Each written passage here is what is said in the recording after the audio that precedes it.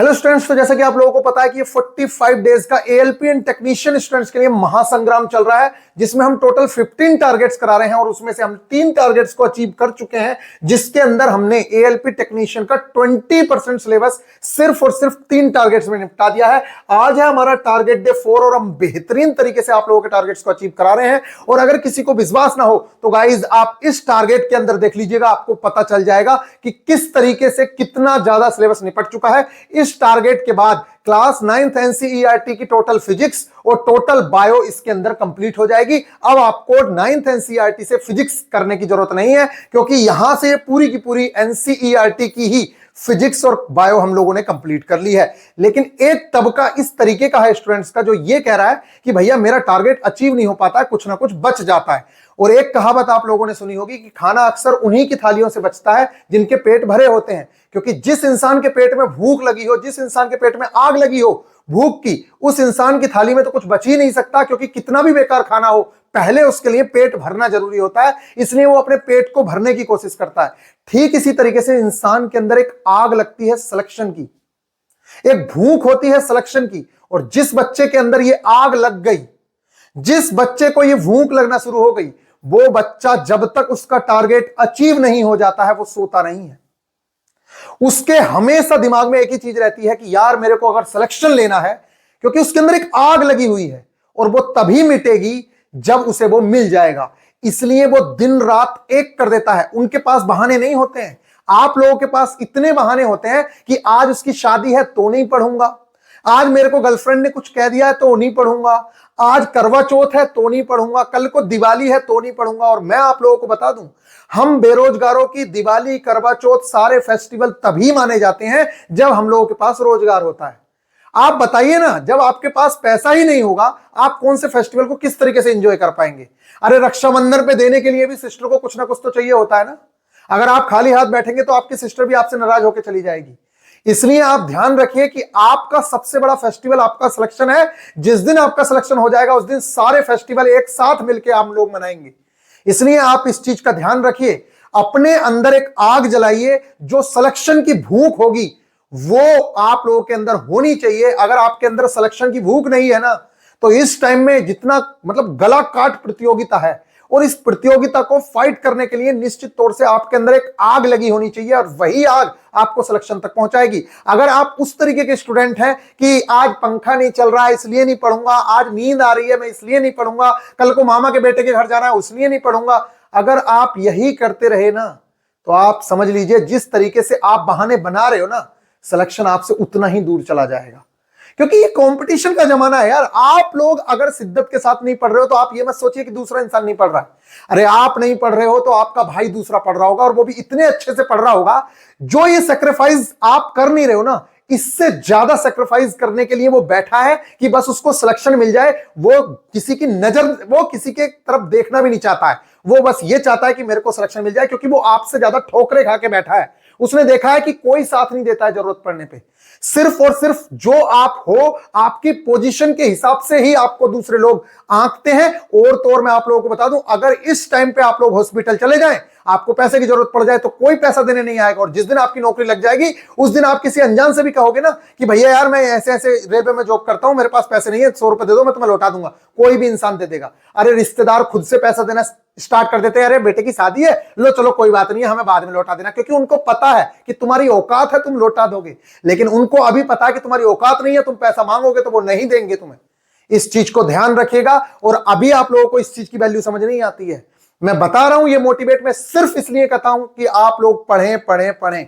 अगर आप लोग नहीं पढ़ोगे तो कहीं ना कहीं आप बहुत ज्यादा पछताएंगे।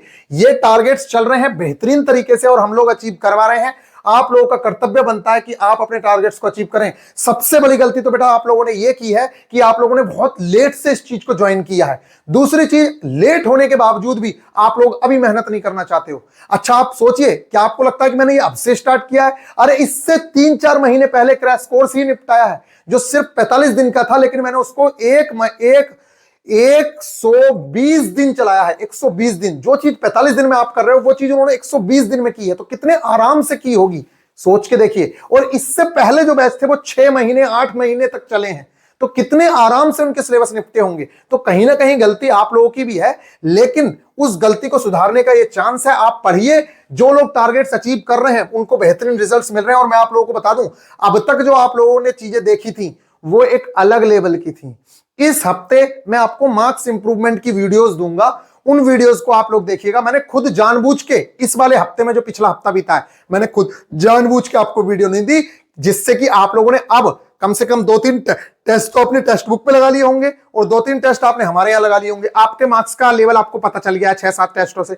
अब आप देखिएगा जब मैं आपको वीडियो दूंगा कि उसके बाद आप में इंप्रूवमेंट दिख रहा है कि नहीं दिख रहा है। आप लोगों को खुद से पता चल जाएगा कि मार्क्स में इंप्रूवमेंट दिख रहा है कि नहीं दिख रहा है। गाइस, बेहतरीन तरीके से हम लोगों की तैयारी चल रही है। टेक्नीशियन वाले स्टूडेंट्स बिल्कुल घबराए नहीं। अगर आप न्यू स्टूडेंट्स भी हैं तो भी कोई टेंशन लेने वाली बात नहीं है। सेम टू सेम सिलेबस है। आप ये मत सोचिए कि मैंने एलपी की ही तैयारी की है, टेक्नीशियन की नहीं की है, तो मेरा क्या होगा। भाई सेम सिलेबस है। मैंने एक ही तैयारी में तीनों एग्जाम्स निकाले हैं और तो और ग्रुप डी भी निकाला है, इसलिए आप लोगों को टेंशन लेने की जरूरत नहीं है। जेई भी निकाला है, ये भी निकाला है, ये भी निकाला है, इसलिए आप घबराइए मत। जब मैं निकाल सकता हूं तो आप भी निकाल सकते हैं। और तो और सीबीटी 2 भी सेम टू सेम है। ये जो प्राइस है, बहुत सारे बच्चे रो रहे हैं। पहली बात तो उन लोगों को इस तरीके की चीजें नहीं करनी चाहिए। आप लोग अपने टाइम की वैल्यू नहीं समझ रहे हो। अपने टाइम की वैल्यू जिस दिन समझ लोगे ना, उस दिन आपको ये 150 रुपए कुछ नहीं लगेंगे, ये 200 रुपए कुछ नहीं लगेंगे। जिस दिन आपको सिलेक्शन की भूख लग जाएगी। फिर भी मैं बता रहा हूं कि ये 299 की फीस इस टाइम पे 251 की गई है। नेक्स्ट 2 से 3 डेज के लिए ये आपको 251 रुपए में देखने को मिलेगी। बच्चे तो कह रहे हैं दिवाली पे, लेकिन मेरे को दिख रहा है कि अगर आप दिवाली पे ज्वाइन होंगे तो आप कब तैयारी करोगे। अभी आपके पास टाइम है, आप तैयारी कर सकते हैं। तो अगर आप ज्वाइन होना चाहते हैं तो 251 रुपए में ओनली आप ज्वाइन हो सकते हैं। और तो और इसमें भी 50 रुपए का पुराने स्टूडेंट्स को ऑफ मिल जाएगा। तो कुल 200 रुपए के अंदर ही आप अपनी तैयारी को बूस्ट दे सकते हैं। बेहतरीन मौका है, आप चाहें तो ज्वाइन कर सकते हैं, बाकी आपका मन है। मैं तो अपनी तरफ से पूरी जी जान लगा के तैयारी करा रहा हूं। भले ही देखिए, मैं तो खुद ही से दिवाली पे करता, लेकिन मैं अपने मन से ये सोच रहा हूं कि अगर आप दिवाली तक रुक गए तो फिर तो आप लोगों का 50% से ज्यादा सिलेबस कंप्लीट हो चुका होगा। आप क्या करोगे उस टाइम पे। इसलिए अभी अगर आप करना है तो आप कर लीजिए। आपके लिए ये बेस्ट अपॉर्चुनिटी है। ये अगले 2 दिन तक आप लोगों के पास ऑफर रहेगा, फिर इसे हम हटा देंगे। ये है हमारा टारगेट डे 4। और मैं आप लोगों को बता दूं, टोटल 20 टारगेट्स होने थे। उन टारगेट्स को हमने 15 टारगेट्स में कंप्लीट किया है। क्यों? क्योंकि आप सोचिए कि हमारे पास 20 टारगेट कंप्लीट करने का मौका ही नहीं है, इसलिए उन 15 टारगेट्स में भी हम निपटा रहे हैं। तो कोशिश पूरी है। तो जो पिछले टारगेट्स थे, जो 20 टारगेट्स हुए, उसमें हम टारगेट डे 4 तक कंप्लीट कर चुके हैं। ये हमारा टारगेट डे 5 है एक तरीके से। और अगली बार जो टारगेट आएगा वो 6 और 7 का मिक्स आएगा। इस तरीके से हम लोग पुराने जो टारगेट्स हैं उनके 20 के 20 ही करेंगे, यानी कि पूरा का पूरा सिलेबस निपटाएंगे। इसलिए आप घबराइए मत। यहां पे देखिए, और ये टारगेट डे 4 आप देखिए, ये टारगेट डे 4 है। लेकिन जो आप टारगेट डे वाले टेस्ट लगाओगे तो उसमें 4 के साथ साथ 5 वाला टेस्ट भी जरूर से जरूर लगाइएगा। 5th टेस्ट भी जरूर से जरूर लगाइएगा, क्योंकि इसमें पूरा का पूरा 5th वाला टारगेट का सिलेबस कंप्लीट हो जाएगा। बात करें, ये जो टॉपिक्स मैं जोड़ रहा हूं ये मोस्ट इंपोर्टेंट टॉपिक्स हैं इस टाइम पे। जैसे कि रतन टाटा जी, बहुत ज्यादा फेमस, आप लोगों को पता है, पर्सनैलिटी हैं और उनके बारे में आप सभी लोग जानते ही होंगे। तो इस बार उनसे रिलेटेड बहुत सारे फैक्ट हैं। उन्हें कौन कौन से अवार्ड मिले हैं, उनका पूरा नाम क्या है। यहां तक कि बहुत सारे स्टूडेंट्स को तो अगर पेपर में पूरा नाम पूछ ले, और पूछ ही सकता है, तो आप लोग पूरा नाम तक नहीं बता पाएंगे। कब जन्म हुआ, कहां जन्म हुआ, कौन कौन सी उनकी कंपनीज हैं, सारी तो याद नहीं रख सकते, लेकिन कुछ बड़ी कंपनीज का आपको नाम पता होना चाहिए जिनका वर्ल्ड में नाम है। तो गाइज, ये है रतन नवल टाटा जी, इनके बारे में हम लोग पढ़ेंगे। इसके अलावा सितंबर एंड अक्टूबर की इंपोर्टेंट डेट्स हम लोग कवर करेंगे। मोस्ट इंपोर्टेंट है, डेटा सब मैं दूंगा, आपको घबराने की जरूरत नहीं है। विश्व के प्रमुख कंपनियों के सीईओ आपको जरूर से जरूर पता होने चाहिए। और स्पेशली अब याद रखिएगा, टाटा की जो कंपनीज है, टाटा सन्स है, टीसीएस है, इनके सीईओ भी जरूर से जरूर याद रखिएगा। और टाटा के बारे में क्वेश्चंस बहुत ज्यादा पूछे जा सकते हैं, ये बात ध्यान रखिएगा सब लोग। टाटा से रिलेटेड क्वेश्चंस पूछे जाएंगे, ठीक है। टाटा कंपनी से बोल रहा हूं मैं, टाटा को, रतन टाटा जी को टाटा नहीं बोल रहा हूं, ये बात समझ लीजिएगा। मतलब टाटा कंपनी से रिलेटेड क्वेश्चंस पूछे जा सकते हैं, ये बात ध्यान रखना। नेक्स्ट है ओल्ड इंपोर्टेंट बुक्स हम लोग कवर करेंगे। आपने देखा होगा ग्रुप डी के अंदर भी, एलपी के अंदर भी कई बार इस तरह के क्वेश्चन पूछ लेता है कि अर्थशास्त्र बुक किसके द्वारा लिखी गई है, ठीक है। और आपसे पूछ लेता है बाबरनामा किसने लिखी है, ठीक है। इस तरीके की पुस्तकें जो है आप लोगों से पूछ ली जाती हैं। तो मोस्ट इंपोर्टेंट ओल्ड बुक्स हम लोगों को कवर करनी है। साथ में बेस्ट इंडियन प्लेयर्स। अब देखिए, बेस्ट इंडियन प्लेयर्स का क्या मतलब है।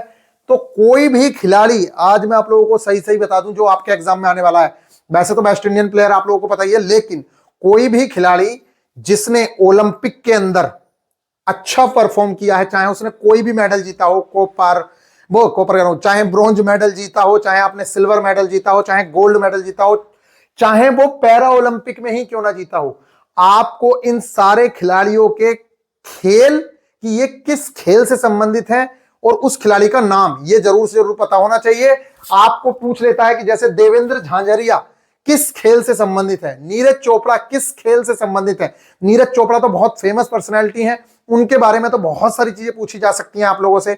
और तो और इस बार आपको पता है पाकिस्तान ने जेवलिन थ्रो में गोल्ड जीत लिया है, तो उनके बारे में भी पूछा जा सकता है, क्योंकि बहुत बड़ी बात है, हमारा पड़ोसी है और उन्होंने मारा है। यहां तक कि यह भी पूछा जा सकता है कि नीरज चोपड़ा ने भाला जो फेंका था वो कितने मीटर जाके गिरा था। इस तरीके के क्वेश्चंस भी आप लोगों से पूछे जाते हैं, याद रखिएगा ये क्वेश्चंस आपसे पूछे जाएंगे। तो बेस्ट इंडियन प्लेयर्स, तो याद करने का तरीका वही मैं आप लोगों को बता रहा हूं, जो भी प्लेयर्स फेमस थे वो सब ओलंपिक में गए, और ओलंपिक में गए तो उनके खेल का नाम आपको पता होना चाहिए। आपसे पूछ लेता है, ठीक है, कि विनेश फोगाट कौन सा खेल खेलती हैं, आगे आपसे खेल का नाम बताना है कि कौन सा खेल खेलती हैं।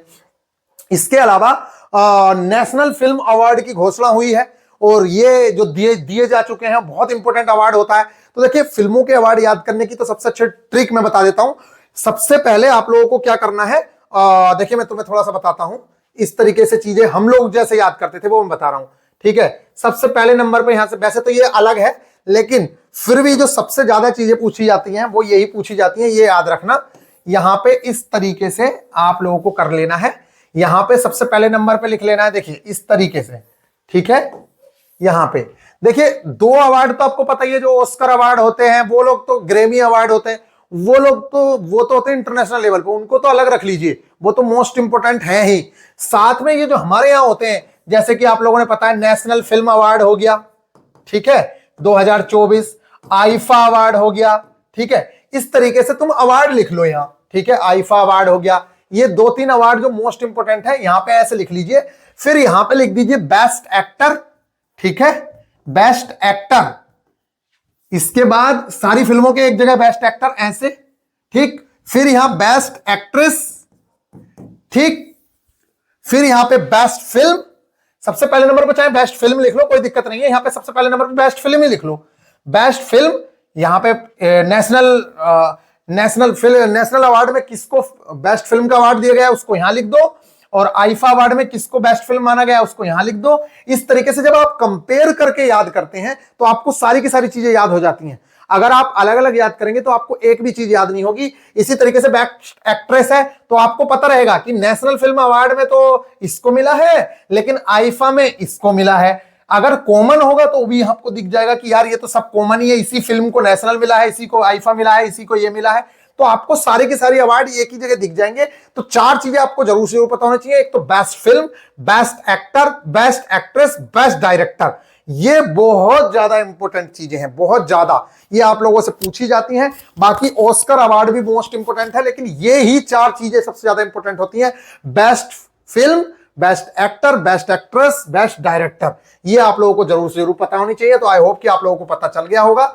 और इसके बाद हम लोग चलते हैं नेक्स्ट, करंट अफेयर्स के 5 पेजेस।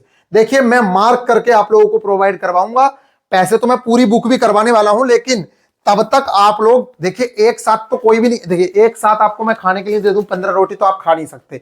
इसी तरीके से मैं पहले 5 पेज दे रहा हूं, मैं दूंगा, पूरी बुक भी दूंगा, उसको आप प्रिंट करा लेना, चाहे जो मन करे वो कर लेना, अपनी बुक लेके चाहे उसमें मार्क कर लेना। लेकिन मैं जो आप लोगों को दे रहा हूं अभी दूंगा इस तरीके से 5 पेजेस ऐसे मार्क करके। इन 5 पेजेस में जो मैंने मार्क किया है वो सबसे ज्यादा इंपॉर्टेंट है और वो लेटेस्ट है, उसके आने के चांसेस सबसे ज्यादा हैं, इसलिए पहले आप उसी को पढ़ने की कोशिश करिएगा। बाकी देखिए पढ़ने के लिए तो दुनिया की चीजें हैं, ये एक समुद्र है, कितना जीके पढ़ोगे यार, ये खत्म नहीं होगा। और आपको लगेगा ये भी इंपॉर्टेंट है, ये भी इंपॉर्टेंट है, तो इससे थोड़ा सा ना किनारा रखो, इसमें ज्यादा घुसने की कोशिश मत करो। अगर इसमें घुस गए ना तो निकल नहीं पाओगे, फंस जाओगे और सिलेक्शन नहीं हो पाएगा। इसलिए इसके चक्कर में ज्यादा नहीं पढ़ना है, इसीलिए मैं इसके टेस्ट प्रोवाइड नहीं करवा रहा हूं आप लोगों को, क्योंकि इसमें फंसना सबसे बड़ा, मतलब ये ट्रैप है, ट्रैप, इसके अंदर नहीं फंसना है। मोस्ट इंपोर्टेंट चीजें कर लीजिए। बात कर लेते हैं साइंस में। तो साइंस में हम लोगों ने वर्क एंड एनर्जी तक कंप्लीट कर लिया है, उसके बाद आगे बढ़ रहे हैं। हम लोगों का चैप्टर है साउंड, और साउंड जो चैप्टर है वो काफी ज्यादा इंपॉर्टेंट है और इससे बहुत ज्यादा क्वेश्चंस साउंड की, ध्वनि की गति के बारे में पूछे जाते हैं कि स्टील में इसकी गति क्या होती है, और इसमें अलग अलग टाइप से क्वेश्चंस पूछे गए हैं, बहुत ज्यादा क्वेश्चंस पूछे जाते हैं। तो आप टेंशन मत लीजिए, जो भी क्वेश्चंस पूछे जाएंगे वो मैं सब करवाता हूं, लेक्चर भी मैं प्रोवाइड कराता हूं। बस आपसे रिक्वेस्ट है कि आप अगर न्यू स्टूडेंट हैं या ओल्ड स्टूडेंट हैं, आप अपना टेलीग्राम ग्रुप जरूर से जरूर ज्वाइन कर लीजिएगा, क्योंकि जिस बच्चे ने भी टेलीग्राम ग्रुप ज्वाइन नहीं करा, आप समझिए उसका अधूरा है काम, उसका बैच लेने का कोई फायदा ही नहीं है अगर उसने टेलीग्राम ज्वाइन नहीं किया तो। सिर्फ टेस्ट सीरीज लगा पाओगे, टारगेट देख पाओगे, उससे कोई फायदा नहीं होने वाला है। मेन गाइडेंस जो है वो टेलीग्राम ग्रुप में होती है, इसलिए आपके पास होना ही चाहिए। तो क्लास 9th एनसीईआरटी का ये लास्ट चैप्टर है फिजिक्स का साउंड, इस चैप्टर को हम कवर करेंगे। इसके अलावा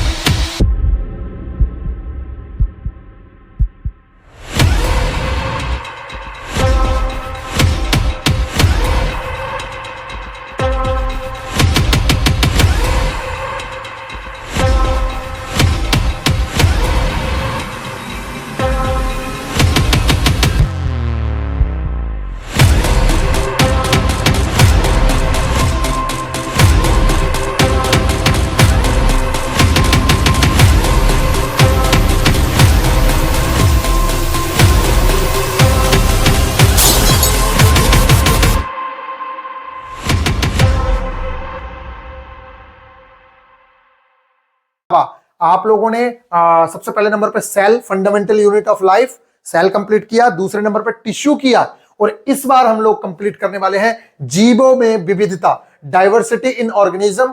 ये बहुत बहुत ज्यादा इंपॉर्टेंट चैप्टर है, 7th चैप्टर है आप लोगों का। तो अब आप लोगों ने देखा कि 8वां चैप्टर तो मोशन आ गया, इसका मतलब क्या है, 8वां चैप्टर तो मोशन ही है ना, और 9वां chapter force and laws of motion है, और 10वां चैप्टर जो है वर्क एंड एनर्जी, वो ग्रेविटेशन है, और 11वां वर्क एंड एनर्जी है, 12वां ये है। इसका मतलब क्या हुआ, इसका मतलब हुआ कि 5वें चैप्टर से लेके 12 चैप्टर तक जो फिजिक्स और बायो थी वो पूरी की पूरी खत्म हो चुकी है। 4 टारगेट के अंदर पूरी फिजिक्स 9th की और पूरी बायो कंप्लीट करवा दी है, इसलिए आप बेझिझक रहिए, कोई भी टेंशन लेने की जरूरत नहीं है। तो गाइज ये आप लोगों का पूरा टारगेट कंप्लीट हो चुका है, और बेहतरीन तरीके से आपकी टारगेट क्लासेस चल रही हैं, और ये 2 चैप्टर इस बार हम कंप्लीट करेंगे। आपको मैं क्वेश्चंस भी करवा रहा हूं, आपको मैं टेस्ट भी दिलवा रहा हूं।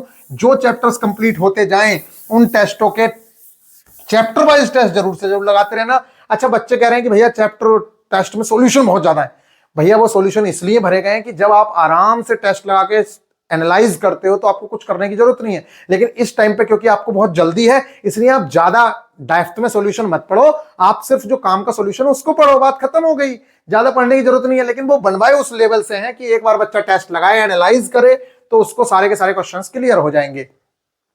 नेक्स्ट है रिवीजन कर लीजिएगा, टाइम बचेगा आपके पास तो मोशन से लेके वर्क एंड एनर्जी तक का रिवीजन कर लेना, टाइम बचता है तो। अदरवाइज रिवीजन को तो मैं बोल ही रहा हूं कि करते चलो, साथ साथ टाइम नहीं मिलेगा बाद में। इस बार हम कवर करेंगे नर्वस सिस्टम, बहुत इंपॉर्टेंट है, और प्रमुख उपकरणों द्वारा ऊर्जा का रूपांतरण। जैसे अभी हमने वर्क एंड एनर्जी पढ़ा, तो उसमें जो एक चीज छूट जाती है, बहुत सारे क्वेश्चन पूछता है कि बताइए इस लाउड स्पीकर जो है वो कौन सी एनर्जी को कौन सी एनर्जी में चेंज करता है। और ये क्वेश्चन मैं आपसे पूछ रहा हूं कि ये बताइए विद्युत ऊर्जा को यांत्रिक ऊर्जा में, इलेक्ट्रिकल एनर्जी को मैकेनिकल एनर्जी में कौन चेंज करता है। नीचे कमेंट करके जरूर से बताइएगा। अगर इस चैनल पे नए हो भैया, वीडियो को लाइक कर दिया करो, शेयर कर दिया करो। फ्री ऑफ कॉस्ट टारगेट अब यूट्यूब पे प्रोवाइड करवाते हैं, नहीं तो फिर आप लोगों को पता है इतनी मेहनत करते हैं उसके बावजूद भी आप लोग नहीं कर सकते, तो बहुत बुरा लगता है। नर्वस सिस्टम लाइक कर दिया करो। मैं तो अपने स्टूडेंट्स से बोलता हूं कि आप लोग ये सपोर्ट नहीं करोगे तो बताओ कैसे काम चलेगा। आपसे ज्यादा अच्छे तो ग्रुप डी के स्टूडेंट्स थे, कम से कम वो इतना जी जान लगा के सपोर्ट तो करते थे, और आप लोगों को कुछ करना ही नहीं चाहते। नर्वस सिस्टम, तंत्रिका तंत्र, ये बहुत ही ज्यादा इंपॉर्टेंट टॉपिक है, आप लोगों को इससे ज्यादा क्वेश्चन पूछे जाते हैं। इसके अलावा प्रमुख उपकरणों द्वारा ऊर्जा का रूपांतरण हम लोग करेंगे, और इंपॉर्टेंट उपकरण एवं उनके कार्य हैं कि कुछ उपकरण हैं और उनके क्या कार्य हैं। जैसे कि आप लोगों को पूछ लेता है कि भैया बताओ सिस्मोग्राफ क्या काम करता है, भूकंप मापने के लिए कौन से यंत्र का यूज किया जाता है। इस तरीके से उपकरण और उनके काम ये आपको पता होने चाहिए। नेक्स्ट है मैथ्स में, तो देखिए सिंप्लीफिकेशन मैंने आप लोगों को बताया था, कंप्लीट चैप्टर इस बार हम करेंगे। पिछली बार हमने कुछ ही पढ़ा था, सिर्फ 2 ही लेक्चर कवर किए थे, तो ज्यादा नहीं होता है इसका, सब कुछ सिंप्लीफिकेशन ही तो है यार। बी बोर्ड मास रूल आपको आ गया तो पूरा सिंप्लीफिकेशन आ गया, कुछ नहीं करना है। बाकी तो आप स्क्वायर रूट को, सर्ड्स को, सारी चीजों को इसके अंदर डाल सकते हो, कोई बड़ी बात नहीं है। तो सिंप्लीफिकेशन हम कवर करेंगे जो 1-2 लेक्चर बचे हैं। इसके अलावा प्रॉब्लम्स और नंबर्स बहुत छोटा सा चैप्टर है, इसको कवर करेंगे। जो मैं देता हूं आपको पीडीएफ में उन क्वेश्चंस को जरूर कर लेना। इसके अलावा आपका मन है करो मत करो, लेकिन जो मैं करा रहा हूं उसको जरूर कर लेना, ठीक है। इसको हम कवर करेंगे और पूरा कंप्लीट चैप्टर कवर करेंगे। बहुत अच्छे क्वेश्चंस इससे पूछे जाते रहे हैं। इसके अलावा है प्रॉब्लम्स ऑन एजेस, ये भी हम लोग कवर करने वाले हैं कि कंप्लीट चैप्टर हम कवर करेंगे कि आयु पर आधारित प्रश्न। ये क्वेश्चन आप लोगों को देखा होगा कि रेलवे में फेवरेट है कि इसके पापा की आयु, ऋतु के पापा की आयु के इतना है, ये इस टाइप के क्वेश्चंस आते हैं। तो इसके लेक्चर्स भी मैं दूंगा, सब कुछ आप लोगों को प्रोवाइड कराता हूं, इसलिए आपको घबराने की जरूरत नहीं है।